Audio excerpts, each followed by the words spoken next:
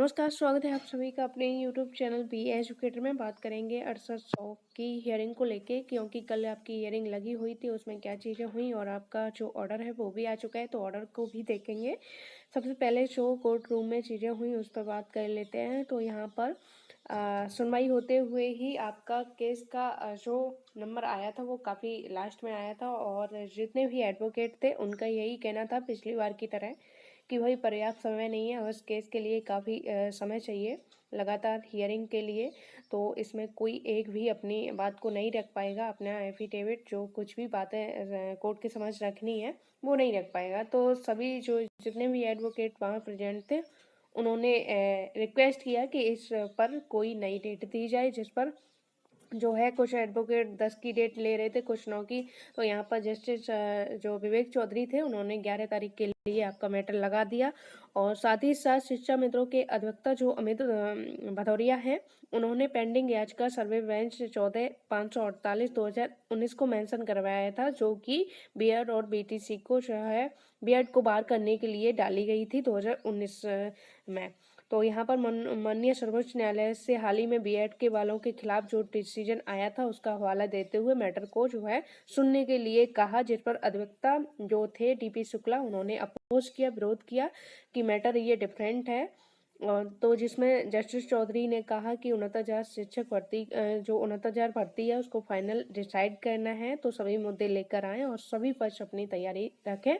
वरिष्ठ अधिवक्ता की जो याचिका है 14/548/2019 के मुख्य आज प्रेजेंट नहीं थे। कुल मिलाकर कोर्ट ने अब सभी मुद्दों को डिसाइड करने का मन बना लिया है, और जिसमें सर्विस बेंच जो 14/548/2019 है उसमें प्रे जो की गई है उसमें सबसे पहली जो प्रे है वो एनसीटी नोटिफिकेशन 19 जो है 28 जून 2018 का जो गाइडलाइंस आई थी उसको क्वेश किया जाए। पहली प्रेयर ये है। दूसरी जो है वो है सरकार द्वारा 2019 में दिए गए 23rd अमेंडमेंट को अवैध और असंवैधानिक किया जाए। Civil appeal 5929/2017 Anand Kumar Yadav west state UP में जो डिसीजन हुआ था, यानी शिक्षा मंत्री को 2 मौके को ध्यान में रखते हुए सरकार द्वारा किया गया 23rd अमेंडमेंट इलीगल करार दिया जाए। तो ये सारी जो है मांग थी जो कि रखी गई कि इसको भी सुना जाए, जिस पर जो एपी शुक्ला थे उन्होंने अपोज किया।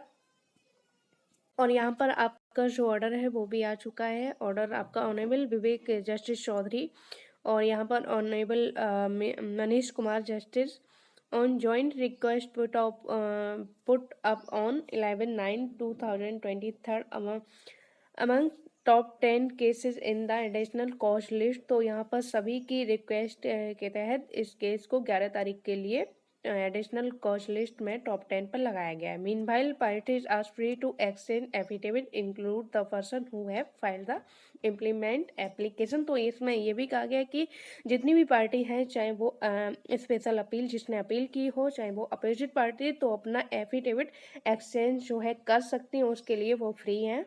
तो और 11 तारीख के लिए संभवतः डे बाई डे जो है इस पर हियरिंग कराई जाएगी।